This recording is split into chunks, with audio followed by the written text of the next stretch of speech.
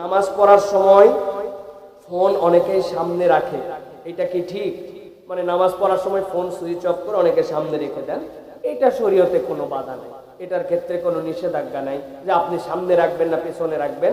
তবে ফোন সামনে রাখার ক্ষেত্রে যদি আপনার কনসেন্ট্রেশন ব্রেক হয় আপনি পকেটে রাখতে পারেন, আর সব সময় ফোনগুলো সুইচ অফ করে রাখার জন্য চেষ্টা করবেন।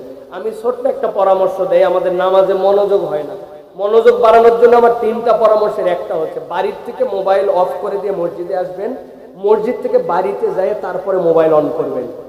ওই দাঁড়ায়া টিকতে টিকতে টিকতে মোবাইল অফ করে দাঁড়ায় আবার আলাম ফিরানোর সাথে ঘ্যাস করে অন করে কি আসলো মেসেজ দেখা আমাদের নামাজের কনসেন্ট্রেশন শেষ করে দিচ্ছে। এটা 1 নম্বর পরামর্শ।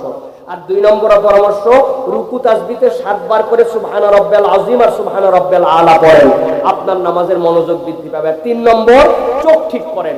নামাজে অধিকাংশের চোখ ঠিক নাই, দাঁড়ানোর সময় সিজদার জায়গায় একদম চোখ দিয়ে আপনাকে তাকায় থাকতে হবে। যখন রুকুতে যাবেন আপনার 2 পায়ের মাঝে আপনার চোখ যাবে। আপনি এইটাকে যদি 100% 2 রাকাতে মেনটেন করতে পারেন, এদিকে তাকানো ওদিক তাকানো একটু ঘুরানো,